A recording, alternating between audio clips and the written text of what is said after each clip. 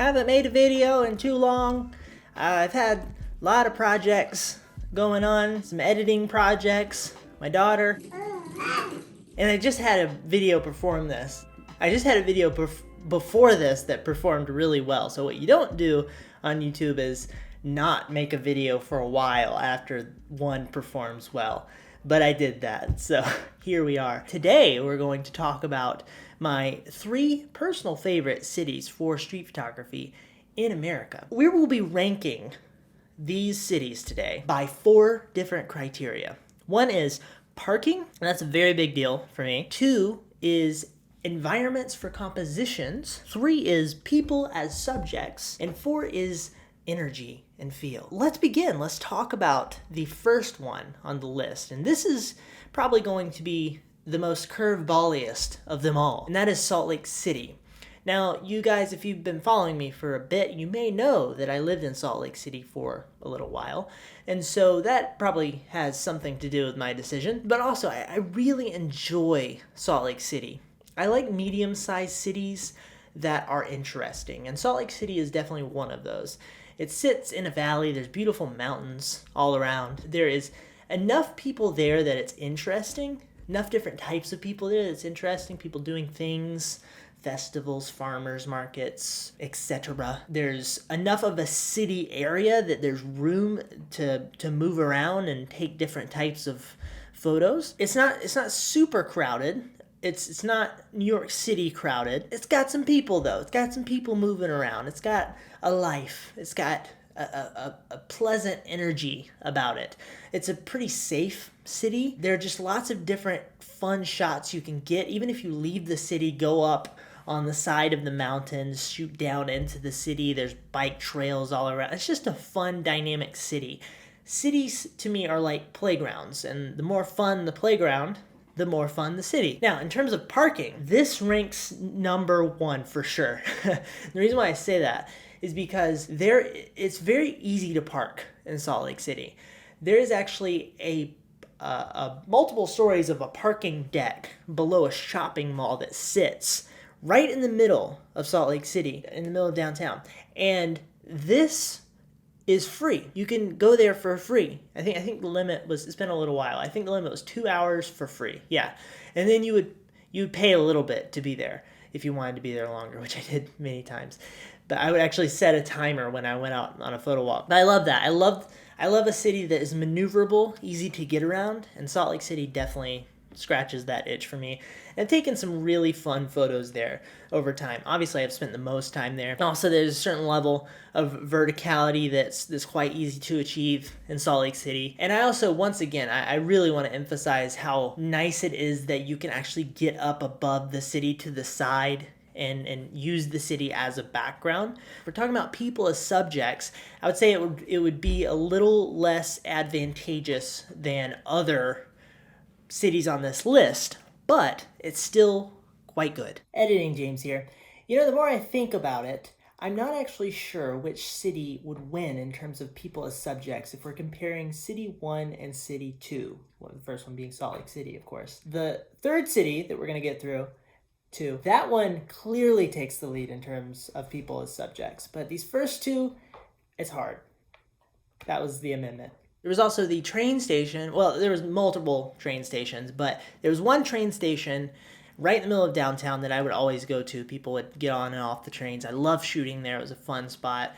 I've captured quite a few interesting portraits there, met some interesting people. Also, there were multiple bike parks. There was one that was up above the city in the neighborhoods on the side of the mountain. You had like a mountain bike park where people would ride through and hit jumps and stuff. Great. I mean, a little less street photography vibe, but very fun photography nonetheless. Then there was a bike park right up under a bridge in downtown, or right out to the side of the main part of downtown. And so, you know, like just really interesting types of environments that I was able to put myself in for different types of photos. So, a playground for sure. Fantastic parking. Okay, number 2 is Chicago. I really enjoy shooting there. It's a It's a very big city. You have the big river running through. You have giant buildings. It's very dynamic in terms of lighting because you have, like I said, the train tracks going overhead on some of the roads, and that creates these really interesting shadow lighting dynamic effects. And then you have a certain level of verticality that you can achieve on these streets as well, because you can go up onto the steps of the train track, go up onto the train, the side of the train tracks themselves, not generally on the train tracks. I wouldn't recommend that for safety purposes. Also, my friend has done some wonderful drone photography of the city. This is not something I've ventured in myself, but it really shows how beautiful and exciting this city is for taking street photos. And in all three of these cities that we're going to be talking about today, you have the seasons, right? So you're going to have, I mean, at least on camera, you're going to generally have like a warm season and then a very cold season that involves snow. That allows for the city to transform into something completely different in the winter time. In Chicago, you get loads of snow. You get very cold temperatures. You get the coats. You get, all sorts of gloves. You get all sorts of fun shifting happening with your subjects that you can integrate and make your photos different than what you would capture in the summertime, fall, spring, that sort of thing. I've not been to Chicago during a snowy period yet. I think the river ice is over as well. That would be fun. So I'd love to go there during that time. I have been there when it's very cold, and you have to wear gloves or else your hands are going to turn gray and wither. Not with the snow yet. So in terms of parking, all right, what's the damage? That's assuming you bring a car. Obviously, there are other ways into the city. Environments for compositions. It's a very dynamic and fun place. It's a proper city environment. You're going to get some New York City-esque types of shots. In Chicago, it can actually be a little difficult to distinguish the two sometimes. And so that's helpful. People as subjects, perfectly interesting people I've found wandering around Chicago. Not as dynamic and interesting as a place like New York City, but you can find some good stuff. In terms of energy and feel, it's exciting because it's such a big city. You get a little bit of the hustle and bustle that you get with a place like New York City, and then but also it's a little bit standoffish in my experience.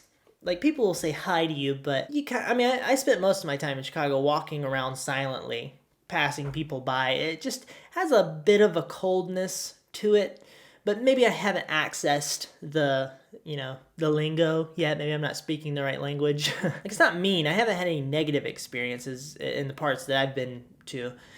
But, to compare it to a place like San Francisco, I've said that San Francisco is prickly. It's got a more harsh atmosphere to it, at least the places I've been, although I've heard from, like, for example, I got a comment said, oh my gosh. This was in regards to me making this statement on a previous video about San Francisco, about the people being prickly. Nice photos. As for people being prickly, depends on what part of the city you're photographing in.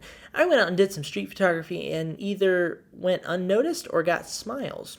So, I'm not even saying that if there's prickliness that you're not going to get smiles in there as well. That was just the general tone I got where I was in the city. I'm coming into these cities and leaving most of the time. So I'm not able to get to all the different parts and see how that feel changes. I do tend to go to the more hub-like areas of the city most of the time. So I'm getting the hub experience. So like I said, my general perception was sort of a standoffish, I do me, you do you kind of vibe.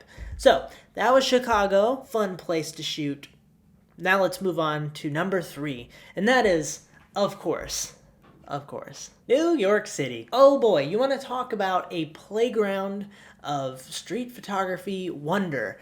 That is a wonderful place to take some photos. One of the things I love about New York City is how dynamic it is, how many different sections it has. In one place, you're going to get one experience. Another place, you're going to get another experience. Another place, you're going to get another experience. There's all these landmarks. There's exciting places to go. There's all these iconic areas.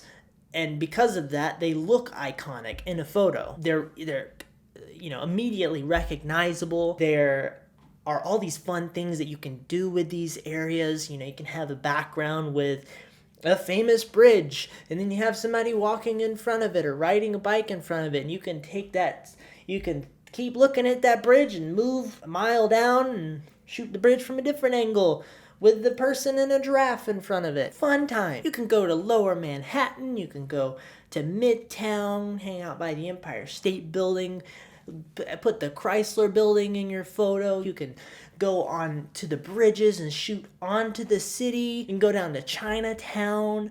You can go into the famous, truly unique New York City subways. All the subway stations look different. They're all aged. They have so much character. All sorts of different types of buildings with different character, new and old all together.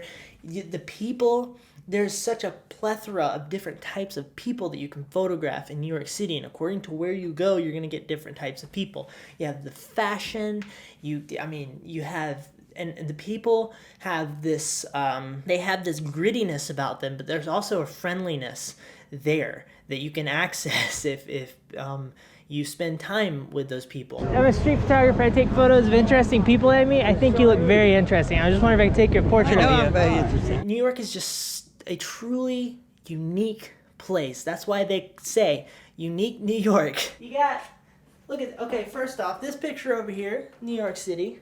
But then you got this. I mean, you can get shots like this. You got people riding wheelies around. You got the parks. You got the, the name escapes me right now, with the arch. You got the arch in the park.